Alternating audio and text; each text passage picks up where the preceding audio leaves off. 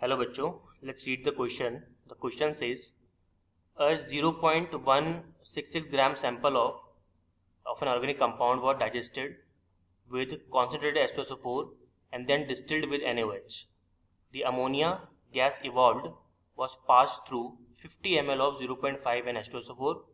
The used acid required 30 ml of 0.25 N NaOH for complete neutralization.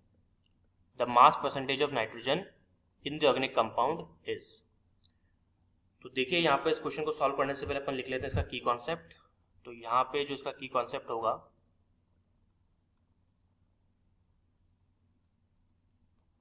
की concept will be mass percentage of nitrogen.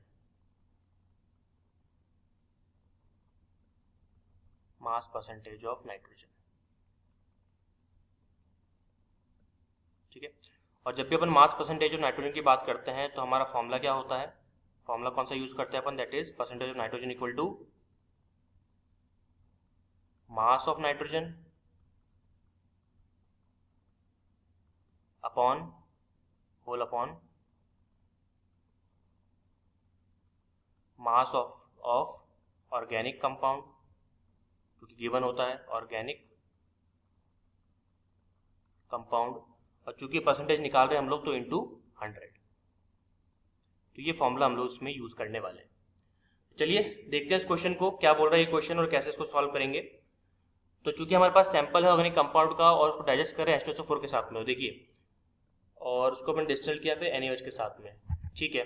तो हमारे पास में suppose कीजिए एक beaker है. ये बीकर हम लेते हैं. इसके अंदर आपने क्या किया, हमने यहाँ पे यूज किया H2SO4. ये हमारे पास में H2SO4 है और इसके अंदर हमने क्या डाल दिया, NH3 अमोनिया, ताकि हम इसको न्यूट्रलाइज कर सकें. और जब अमोनिया आपने इसके अंदर डाला तो एक्चुअल में क्या होगा, आपका अमोनिया इसके साथ में रिएक्ट करके न्यूट्रलाइज होगा, क्योंकि अमोनिया क्या आपका एक बेस है, H2SO4 आपका एसिड है. न्यूट्रलाइज होने के बाद में क्या मिलेगा आपको, एक सॉल्ट मिलेगा, दैट इज NH4 का होल ट्वाइस SO4, इसको अपन बोलते हैं अमोनियम सल्फेट, और साथ में थोड़ा सा आपको H2SO4 बच जाएगा. आप क्या बोल सकते हो, ये क्या है आपका, दिस इज रिमेनिंग. ये बच गया आपका. ठीक है.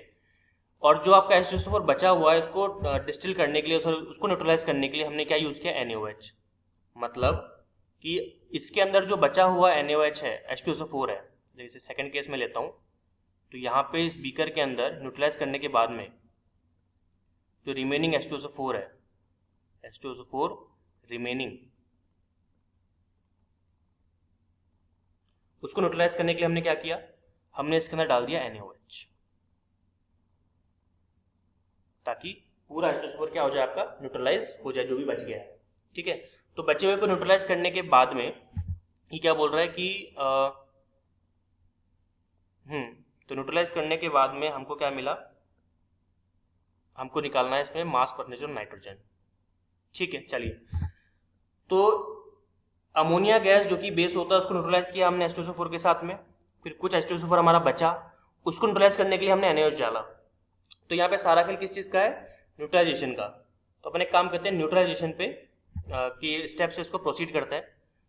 तो फॉर न्यूट्रलाइजेशन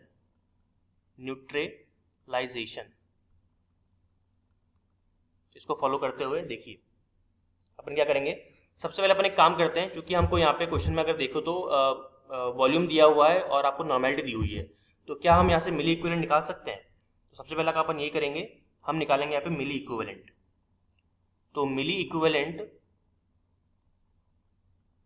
इक्विवेलेंट निकालेंगे अपन H2SO4 का, और मिली इक्विवेलेंट H2SO4 किसके बराबर होगा, ये बराबर होगा मिली इक्विवेलेंट ऑफ आपका अमोनिया, और ये किसके बराबर हो जाएगा, मिली इक्विवेलेंट ऑफ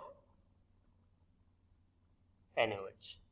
ठीक है. क्योंकि आपको पता होना चाहिए कि जब भी अपन बात करते हैं मिली इक्विवेलेंट की, तो मिली इक्विवेलेंट क्या होता है, मिली इक्विवेलेंट आपका होता है that is normality into volume, वो भी किसके अंदर, वो भी आपका ml के अंदर. ठीक है. और अगर मान लीजिए कभी आपको ग्राम में मिली इक्विवेलेंट निकालना हो, ग्राम मिली इक्विवेलेंट, तो किसके बराबर होगा, that is normality into volume, वो भी किसके अंदर, लीटर के अंदर. तो ये दोनों चीज़ें आपको मालूम होनी चाहिए। तो आते हैं वापस अपने क्वेश्चन पे। तो मिली इक्विवेलेंट ऑफ H2SO4 निकालेंगे तो वो किसके बराबर होगा, मिली इक्विवेलेंट ऑफ NH3, और वो किसके इक्वल होगा, मिली इक्विवेलेंट ऑफ NaOH। अब मैंने इसको ऐसा क्यों लिखा, क्योंकि यहाँ पर आप देख सकते हो कि सबसे पहले H2SO4 ने NH3 को न्यूट्रलाइज किया तो NH3 खत्म, और जो आपका H2SO4 बच गया है उसको न्यूट्रलाइज करने के लिए हमने NaOH डाला है। ठीक है, तो कुल मिला के हमको क्या देखना है कि अगर आपको मिली इक्विवेलेंट अगर H2SO4 का निकालना है तो आपको जो बचा हुआ है ना उसका निकालना है, क्योंकि NH3 तो कंप्लीटली खत्म हो गया है। तो अपन यहाँ पे क्या बोल सकते हैं कि अगर आपको मिली इक्विवेलेंट ऑफ H2SO4 निकालना है सॉल्यूशन के अंदर, तो आप जब NaOH यूज कर रहे हो कंप्लीट न्यूट्रलाइजेशन के लिए, तो उसके साथ आपको क्या करना पड़ेगा, कंपेयर करना पड़ेगा। तो यहाँ पर हमको जो लास्ट में जो बचा हुआ था H2SO4 उसको न्यूट्रलाइज करने के लिए कितना NaOH लगा, तो उन दोनों का मिली इक्विवेलेंट हमको क्या करना पड़ेगा, इक्वेट करना पड़ेगा, कंपेयर करना पड़ेगा, क्योंकि NH3 खत्म हो चुका फर्स्ट स्टेप के अंदर। ठीक है, चलिए तो अगर मैं यहाँ पर मिली इक्विवेलेंट ऑफ H2SO4 निकालता हूँ with milliequivalent of NaOH, तो वो किसके बराबर हो जाएगा, वो हो जाएगा आपका milliequivalent of NH3, milliequivalent of NH3। ठीक है, तो ये आपको जो है मतलब मालूम होना चाहिए जो कंपैरिजन हमने किया है। अब देखिए यहाँ पर हमने NaOH कितना लिया था, अगर आप यहाँ पे देखें तो हमने NaOH यहाँ पे कितना लिया, हमने NaOH यहाँ पे लिया क्वेश्चन में that is 30 ml of 0.25 NaOH। तो देखिए, तो एक काम करते हैं, पहले इसको अपन लिख लेते हैं। तो ये आपका हो जाएगा, मतलब यहाँ पे अपन को NH3 का निकालना है ना, क्योंकि हमको मास परसेंटेज किसका चाहिए, NH3 का। तो इट मीन्स मैं यहाँ पे क्या कर सकता हूँ, यहाँ पर मैं फाइनली इसको ऐसे लिख सकता हूँ, just a minute, that is milliequivalent, इस रिलेशन से जो रिलेशन हमने अभी किया था उसके हिसाब से मिली इक्विवेलेंट, हालांकि 2 बार लिख दिया बट समझाने के लिए ठीक है, आप एक को मिटा भी सकते हो, कोई दिक्कत वाली बात नहीं है।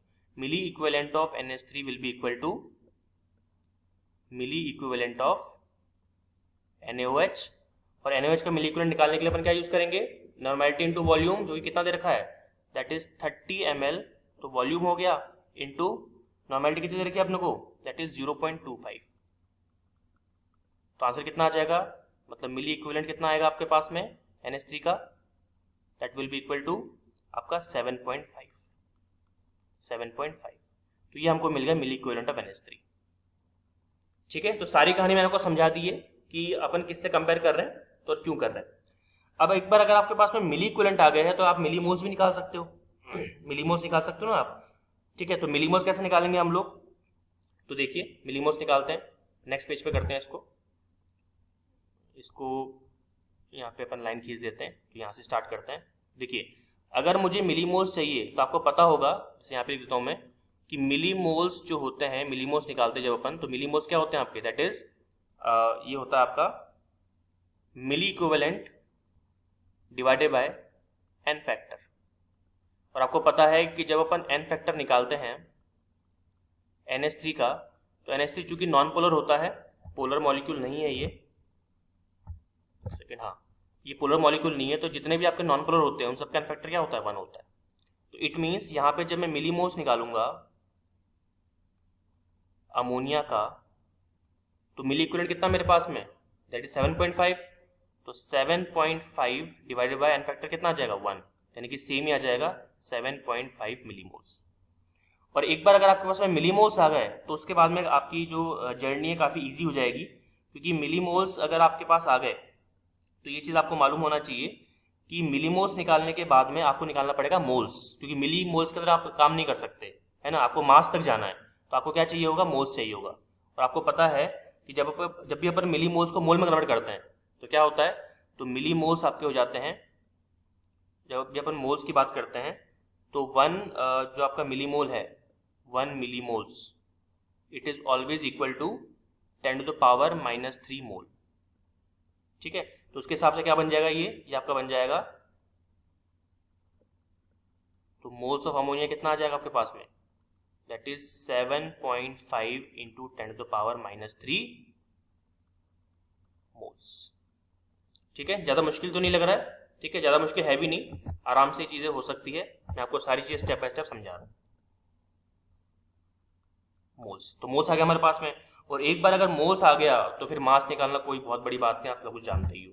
तो मास निकाल लेते हैं, तो मास ऑफ अमोनिया क्या हो जाएगा, तो मास ऑफ अमोनिया आपका हो जाएगा,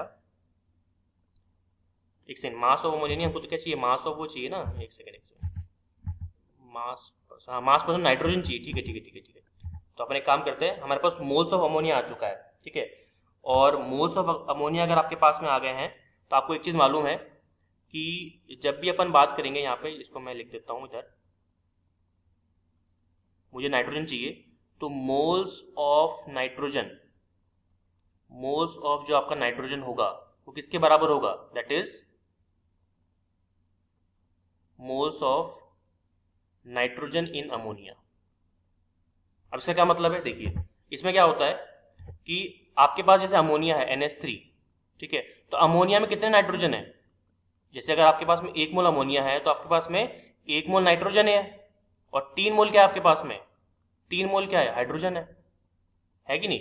तो अगर जो मोल्स अमोनिया के होंगे वही मोल नाइट्रोजन के भी तो होंगे, सिंपल सी गणित है, राइट। तो यहाँ पे अपन क्या करेंगे, अपन यहाँ पे सीधा सीधा क्या लिख देंगे कि मोल्स ऑफ जो आपके पास नाइट्रोजन आया, यहाँ लिख देता हूँ मैं, आपके पास जो मोल्स ऑफ नाइट्रोजन होंगे वो किसके इक्वल होंगे, that is moles of ammonia के।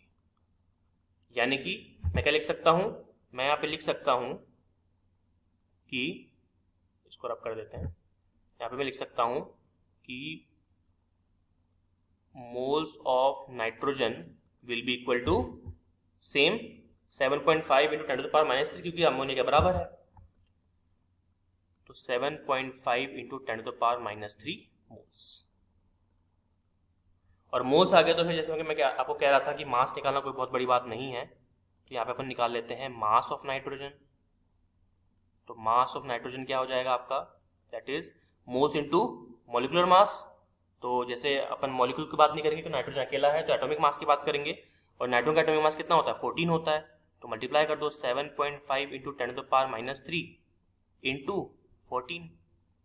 जब ऐसा करोगे तो मास कितना आ जाएगा आपके पास में, that will be equal to 0.105 grams. जी हाँ, तो मास ऑफ नाइट्रोजन कितना आ गया, 0.105 ग्राम। अब जब मास आ चुका है अपने पास में, तो क्या मास परसेंटेज हम इस फॉर्मूले से कैलकुलेट नहीं कर सकते, क्योंकि हमको मास ऑफ नाइट्रोजन चाहिए था, वो मिल गया। मास ऑफ ऑर्गेनिक कंपाउंड हमको दिया हुआ है, देखो ये रहा, इंटू 100 तो करना है। चलिए लगाते हैं फॉर्मूला और देखते हैं आंसर क्या आता है। तो percentage of nitrogen will B, mass of nitrogen कितना आया, दैट इज 0.105 ग्राम, तो 0.105 ग्राम upon weight of organic compound कितना है, मास of organic compound 0.166 gram into 100, तो ग्राम से ग्राम कट गया, तो आंसर कितना आ जाएगा आपका, यह आ जाएगा अप्रोक्सीमेटली 63.25%। और अगर मैं इसको नियरेस्ट इंटीजर में लेके जाऊं तो नाइट्रोजन का परसेंटेज कितना आ जाएगा, that will be equal to 63%। तो ये आपका आ गया फाइनली आंसर, ठीक है। तो क्या हमारा फाइनल आंसर 63% है, बिल्कुल। तो यहाँ पे अपन क्या लिख सकते हैं, यहाँ पे हमारा जो मास परसेंट आएगा that will be your 63%। Okay, I hope you understood it well, all the very best.